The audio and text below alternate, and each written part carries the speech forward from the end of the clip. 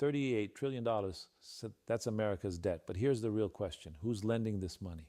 The answer will shock you, because the lender is actually the borrower itself. This isn't just another economics lesson. This is the darkest secret of global finance. And when this system collapses, the world collapses with it. Let me tell you something. America's largest creditor isn't China or Japan. It's America's own central bank. The government borrows from its own bank. But where does that bank get the money? It creates it out of thin air. If money is being created from nothing, is this even real debt? If the lender and borrower are the same entity, what are we actually looking at? That's the question nobody asks until now. The Federal Reserve owns $4.3 trillion in U.S. Treasury bonds. That's 11% of the total debt. The American government owes money to the American government's bank. The entity that creates dollars owns dollars that the government borrowed. Where did the Fed get $4.3 trillion to lend? They didn't have it. They created it with keystrokes. COVID hits. The government needs trillions immediately. They issue Treasury bonds. But who's going to buy $3 trillion in bonds in just a few months? The Federal Reserve steps in. They announce quantitative easing. Here's what it actually means. The Federal Reserve creates digital dollars, then uses those dollars to buy Treasury bonds from the government. The money didn't exist before the Fed decided to buy the bond. It was created for the purpose of lending it. The Fed essentially printed $3 trillion and gave it to the government in exchange for IOUs. But here's the strangest part. The government pays interest on those bonds back to the Federal Reserve. But the Federal Reserve is owned by the government, so the government pays interest to itself, and then the Fed sends most of that interest back to the Treasury. It's a circle. The government borrows from itself using money it created itself and pays interest to itself, which comes back to itself. But that's just the Federal Reserve. The rabbit hole goes deeper. 7.1 trillion. That's how much the government owes to its own agencies. Social Security holds $2.7 trillion in Treasury bonds. Workers pay Social Security taxes. That money goes into the trust fund. But instead of holding cash, the trust fund buys Treasury bonds. The government takes Social Security taxes, gives Social Security IOUs in the form of bonds, and spends the money on current operations, then promises to pay Social Security back later. It's borrowing from workers' retirement funds to pay for today's spending. Medicare does the same. $440 billion. Military retirement fund holds $1.5 trillion. Federal employee retirement funds hold hundreds of billions more. This is like taking money from your left pocket, lending it to your right pocket, and calling it a loan. So far, we have $4.3 trillion owed to the Federal Reserve, which created the money, and $7.1 trillion owed to government agencies. That's $11.4 trillion. 30% of the total debt is this circular self-lending arrangement, but there's still $26.6 trillion owed to someone else. Who? American individuals and institutions hold roughly $10 trillion in U.S. debt, pension funds, mutual funds, insurance companies, banks. Let me tell you a story. There's a teacher in Ohio. She's 55 years old. Every month, part of her salary goes into her pension fund. That pension manages $112 billion for Ohio public workers. Where does that pension fund invest? Treasury bonds. Billions in U.S. government debt. Why? Because treasuries are considered the safest investment. This teacher's retirement depends on the U.S. government's ability to pay back bonds. But here's what's interesting. This same teacher probably worries about the national debt. She sees headlines, $38 trillion in debt. It sounds terrifying, but she doesn't realize she's one of the people keeping America alive. Her pension fund is one of the creditors. If America paid off all its debt tomorrow, her pension fund would lose one of its safest investments. American savers need treasury bonds as much as the government needs to sell them. It's symbiotic. This teacher is simultaneously worried about government debt and dependent on government debt for her retirement. She's part of the system keeping America borrowing. Millions of Americans have pensions, 401ks, mutual funds, all holding treasury bonds. They're the creditors, and most don't realize they're part of the creditor class they imagine is some external entity. Americans are lending money to their own government through their retirement savings. The debt is owed to themselves, but that's just domestic lenders. Now we enter the global arena. Foreign governments and institutions hold about $8.1 trillion in U.S. treasuries. That's 21% of total debt. Japan is the largest foreign holder, $1.1 trillion. China owns about $760 billion. But here's the question. Why do these countries buy so much U.S. debt? Is it charity? No. They're buying treasury bonds because it serves their interests. Japan exports cars, electronics, machinery to America. Americans buy these products with dollars.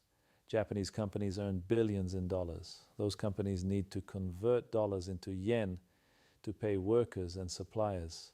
Now, what if all those banks tried to convert dollars to yen at once? The yen would strengthen dramatically. A strong yen makes Japanese exports more expensive. Sales fall, Japanese economy suffers. So the Bank of Japan buys those dollars from Japanese banks. By late 2025, Japan holds about $1.1 trillion in dollar reserves.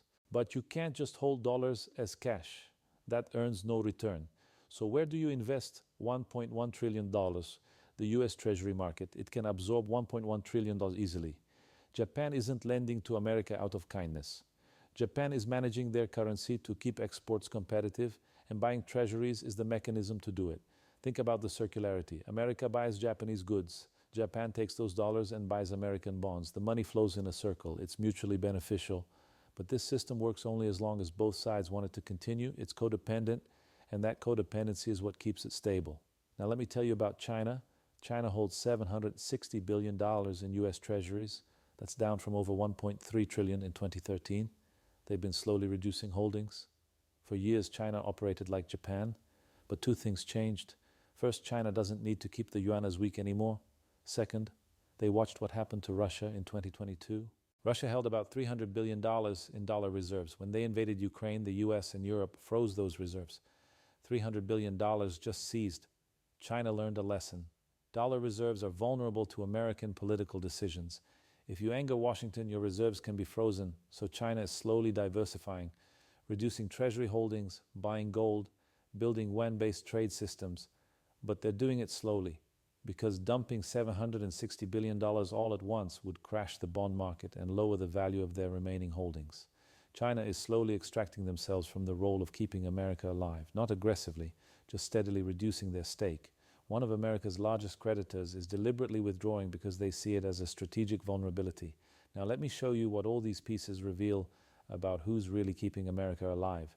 Federal Reserve, $4.3 trillion, created money to lend. Government agencies, $7.1 trillion. Government owes itself.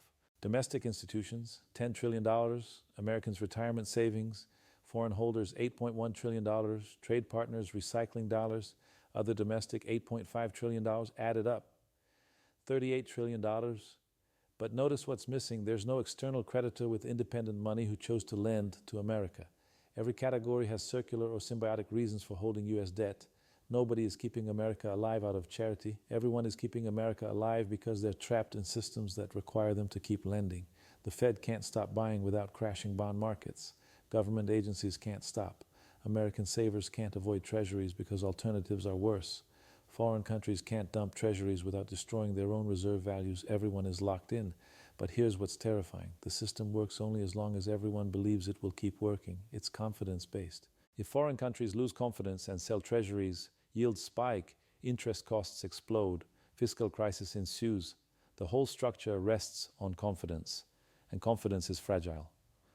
Let me tell you what happens if confidence breaks, even slightly. Imagine China sells another $200 billion in treasuries over 2 years. Other countries follow. Japan sells $100 billion. Oil exporters sell $50 billion. That's $350 billion in reduced demand. To attract other buyers, treasury yields must rise, maybe from 4.5% to 5.5%. On $38 trillion in debt, a 1 percentage point increase adds $380 billion to annual interest payments. America is already paying $1.05 trillion in interest. Add $380 billion, that's $143 trillion. At that level, interest costs consume 29% of federal tax revenue. Defense spending gets slashed, or entitlements get cut, or taxes rise dramatically. All options are politically toxic. Or the government pressures the Fed to create more money. The Fed creates another $2 trillion to buy treasuries, but that causes inflation. Maybe 6% sustained inflation, dollar weakens, living standards fall. Either path, the system breaks, and the break comes from just a small loss of confidence. $350 billion in selling out of $8.1 trillion, just 4%. That's enough to trigger crisis. Now let me tell you why this makes America's situation unique. America can borrow $38 trillion without defaulting because everyone accepts dollars. The debt is denominated in dollars. America can always print more dollars to pay the debt. This is exorbitant privilege. Default is technically impossible, but the privilege has a catch. If you create too much money, inflation surges. The currency loses value. That's effective default, even if it's not technical default. So America is trapped between two bad options: slash spending and face recession, or print money and face inflation. Neither preserves American prosperity.